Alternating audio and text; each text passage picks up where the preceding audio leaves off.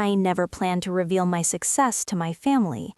For years, I had watched them mock my mediocre career choices, enduring their constant reminders of how I was wasting my potential. But life has a funny way of forcing confrontations, especially when you least expect them. The annual Morrison family barbecue was in full swing, the late summer air thick with the scent of grilled meat and barely concealed judgment. Our sprawling backyard, which my parents took such pride in maintaining, was dotted with relatives clutching paper plates and solo cups, their laughter carrying across the perfectly manicured lawn. "Oh, there's Sarah!" My mother's voice carried that familiar tone of disappointment as I approached with my modest pasta salad contribution. "Still working as a secretary, dear?" I adjusted my simple sundress, deliberately chosen to be unremarkable, and forced a smile. At 32, I had mastered the art of appearing exactly as unsuccessful as my family believed me to be. "Administrative assistant, Mom, at Thompson Industries?"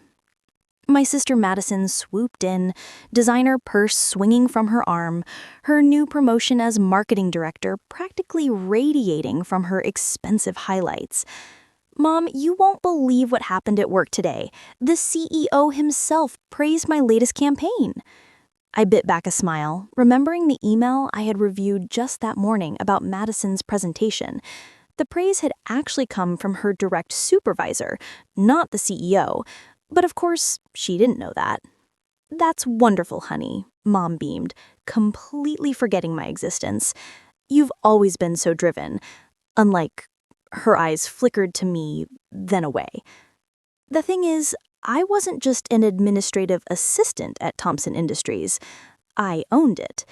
3 years ago, I had purchased the company through a series of shell corporations, carefully keeping my identity hidden.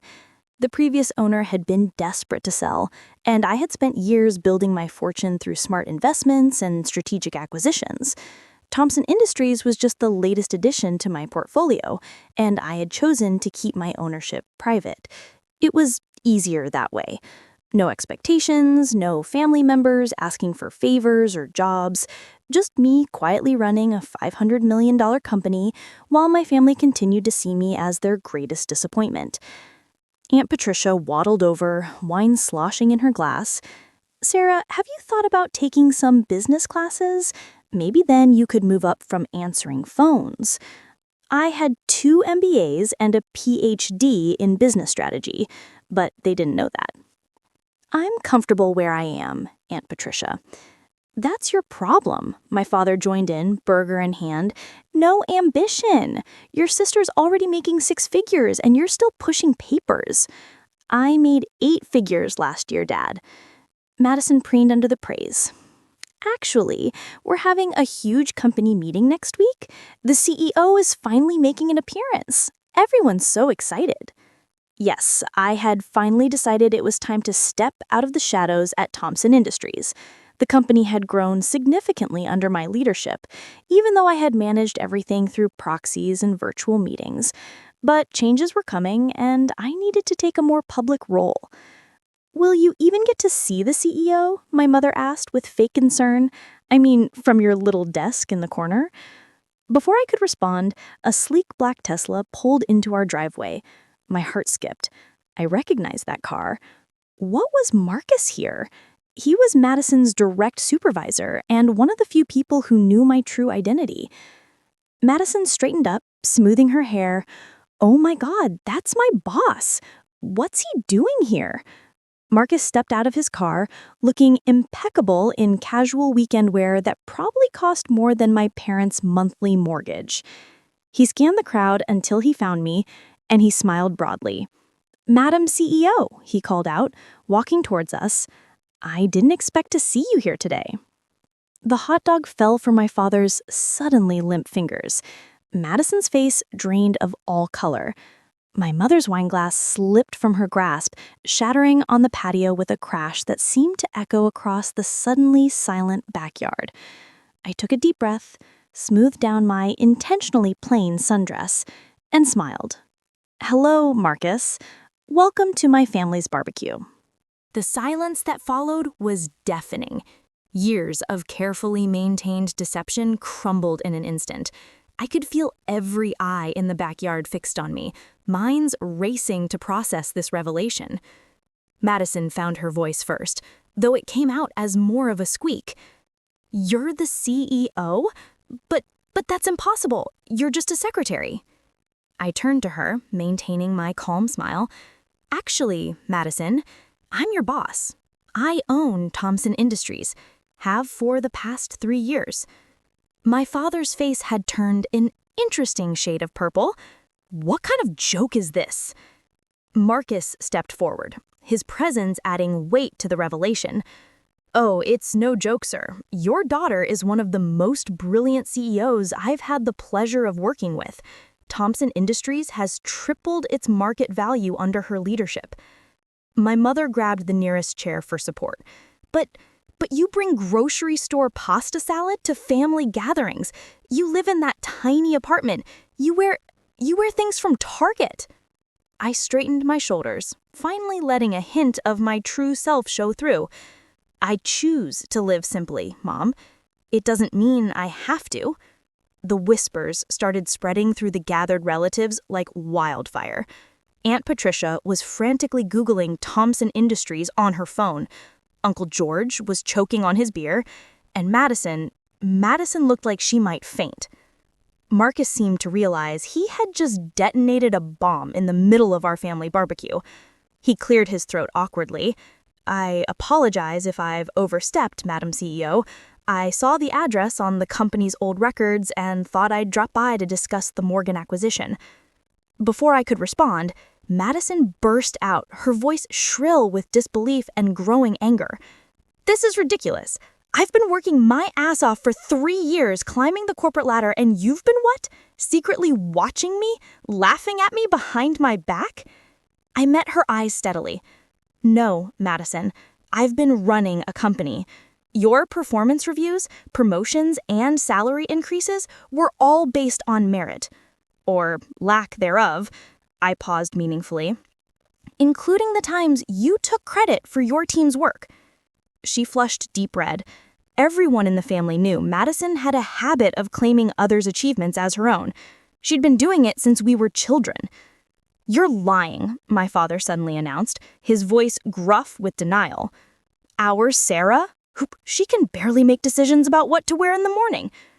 I felt a familiar sting at his words, but I was done playing small. "Would you like to see my financial statements, Dad? Or maybe the company's quarterly reports? I'm sure Aunt Patricia has found plenty of articles by now."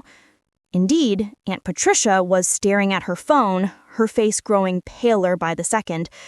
"Thomson Industries valued at— Oh my God!"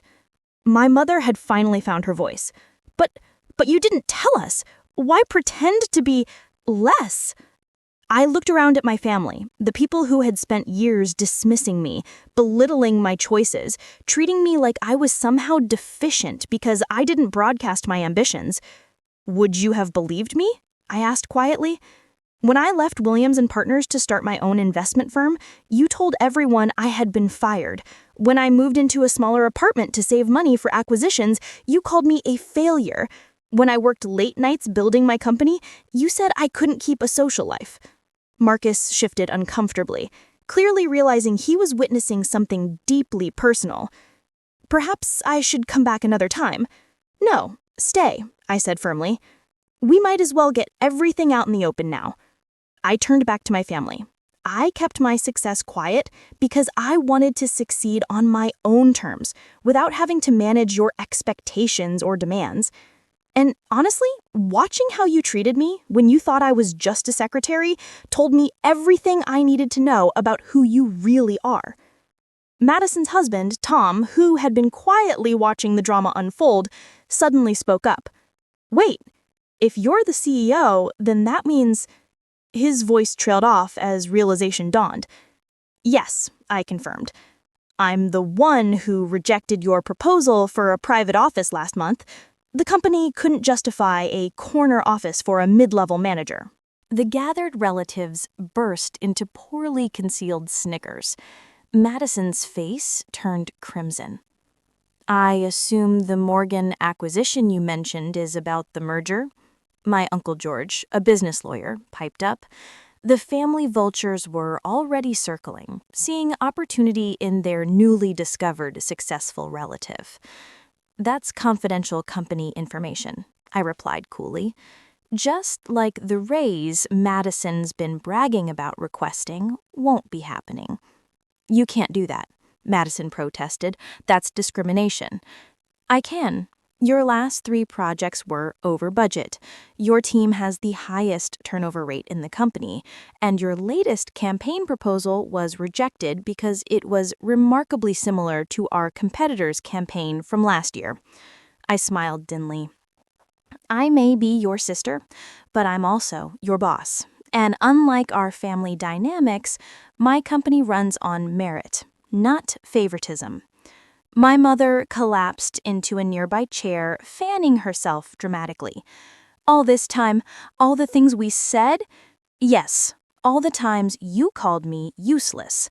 All the family events where you seated me at the kids' table because I hadn't achieved enough to sit with the adults. All the snide comments about my clothes, my car, my life choices. I straightened my Target dress proudly. I remember every single one. The silence that followed was heavy with realization and regret. My father seemed to have aged 10 years in the last 10 minutes. Madison was staring at her expensive shoes, probably calculating how many more payments she had left on them with her current salary. Marcus cleared his throat.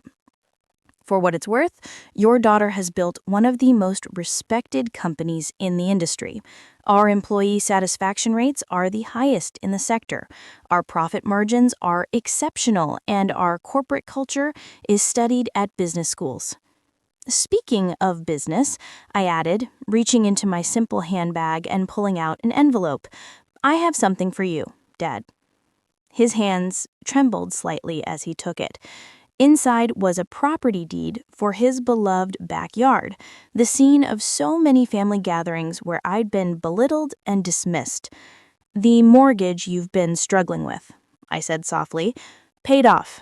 Consider it a return on all the investments you didn't make in me. Aunt Patricia choked on her wine. Uncle George dropped his phone. Madison looked like she might actually pass out this time. Now, Marcus, I turned to my colleague, deliberately shifting to my CEO voice, the one I used in board meetings. Shall we discuss it over dinner? I know an excellent restaurant that isn't owned by any of my relatives. As Marcus and I walked toward his Tesla, leaving my shell-shocked family behind, I heard my mother's faint voice, But what about the barbecue?" I turned back one last time, surveying the scattered paper plates, the abandoned potato salad, the frozen faces of my relatives. I think we're done here. I have a company to run. I smiled, channeling every ounce of success I had hidden for years. Oh, and Madison, don't be late for the company meeting next week. We'll be announcing some organizational changes. The drive away from my parents' house was silent for a few moments before Marcus spoke. I truly apologize for dropping that bomb. I had no idea they didn't know. I laughed, feeling lighter than I had in years. Don't apologize. Some revelations need to happen, even if we don't plan them. Will you be okay? He asked, glancing at me with concern. I thought about the years of hiding, of diminishing myself, of swallowing their casual cruelty. I thought about the freedom that came with finally being seen for who I really was. You know what? I said, watching my parents' house disappear in the rearview mirror. I've never been better. The following week, I walked into Thompson Industries wearing a power suit instead of my usual modest attire. The whispers followed me through the hallway, employees doing double takes as they recognized the quiet woman they'd barely noticed before. Madison was waiting outside my office. Her new ID badge already reflected her transfer to our smaller satellite office across town. Sometimes being CEO meant making tough decisions. Sometimes it meant making necessary ones. As I settled behind my desk, I glanced at the family photo I'd kept hidden in my drawer all these years. It showed a younger me standing slightly apart from my beaming family, already learning to make myself smaller, less visible. I took the photo out of its frame and dropped it in the shredder. Then I opened my laptop and began my day as I had for the past 3 years, running my company, making decisions, and finally living my truth. The secretary I'd been pretending to be wouldn't be coming to work anymore. The CEO I'd always been had a company to run. And somewhere across town, my family was still trying to process that their greatest disappointment had become their greatest success story. But I didn't need their approval anymore. I had stopped waiting for it the day I bought my first company, even if they were only realizing it now. Success, I had learned, didn't need an audience. It just needed conviction. And maybe, sometimes, a dramatic reveal at a family barbecue. The weeks following the barbecue revelation were a whirlwind of uncomfortable family dynamics and corporate adjustments. My phone buzzed constantly with messages from relatives I hadn't heard from in years, each one suddenly remembering our special bond and having a brilliant business proposition to discuss. Aunt Patricia called about her son's startup. Uncle George wanted to review our corporate legal contracts. Even my mother's bridge club members started showing up at Thompson Industries' reception desk, claiming to be close family friends. I instructed security to turn them all away. The most dramatic transformation was in my parents' behavior. My mother started showing up at my office with homemade lunches, trying to make up for years of neglect with chicken sandwiches and guilt-laden apologies. "I just don't understand why you felt you couldn't tell us," she said one day, rearranging the family photos she brought to brighten up my office. I'd thrown them away as soon as she left.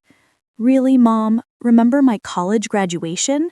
When Madison got a car for making Dean's List, and I got a lecture about wasting my time with business courses instead of finding a husband?"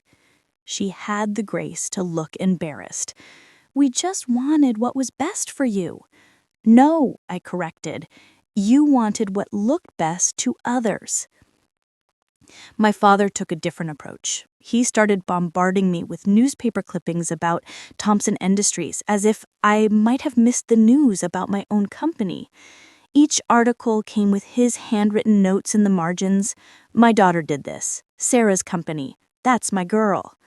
The same daughter he called useless just weeks before. Madison's situation proved the most challenging. After her transfer to the satellite office, she filed a formal complaint alleging familial discrimination. Our HR department, unaware of her relationship to me, conducted a thorough investigation. The results weren't what she expected. The investigation revealed multiple instances of her taking credit for subordinates' work, manipulating timesheets, and using company resources for personal projects. The evidence was damning enough that instead of firing her, I gave her a choice: resign with a decent reference or face a very public termination.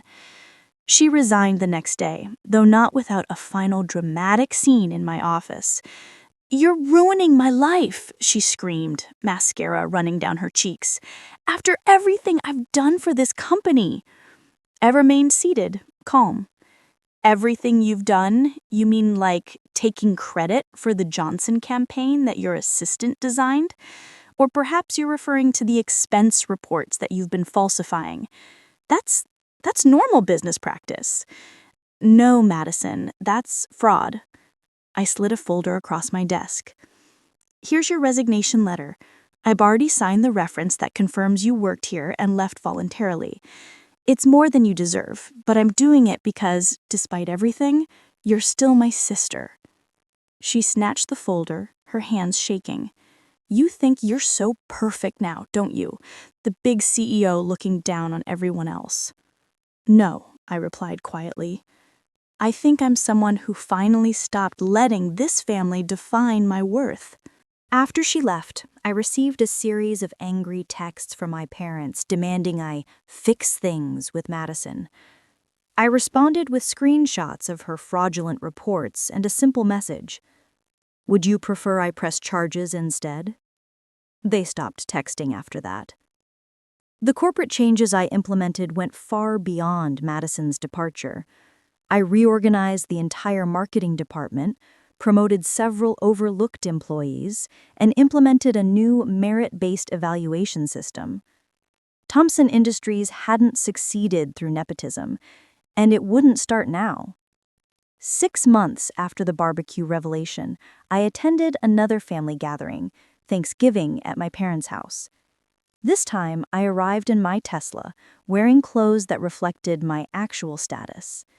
The difference in how I was treated was both amusing and sad. Relatives who had once ignored me now hung on my every word.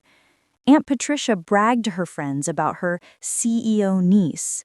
Uncle George prominently displayed a newspaper article about Thompson Industries on the mantelpiece. Madison didn't attend. She'd taken a job at a smaller company, having learned that her family name no longer carried the weight it once did. I heard through the grapevine that she was actually doing well, finally having to rely on her own merits rather than family connections.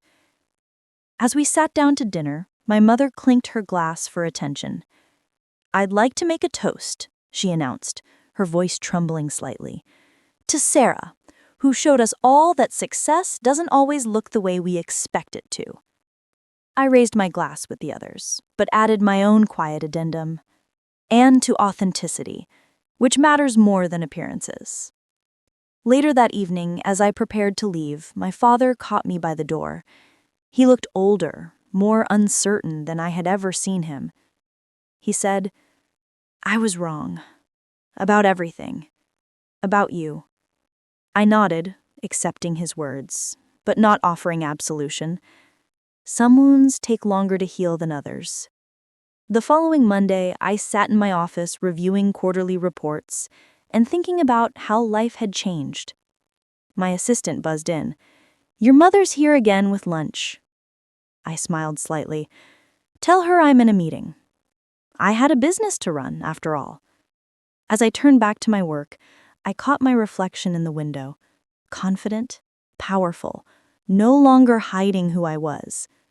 The secretary was gone, replaced by a woman who had learned that the best revenge isn't wealth or success, but finally, unapologetically, being yourself. On my desk sat a frame with a new photo, not of family, but of my corporate team at our last charity event. These were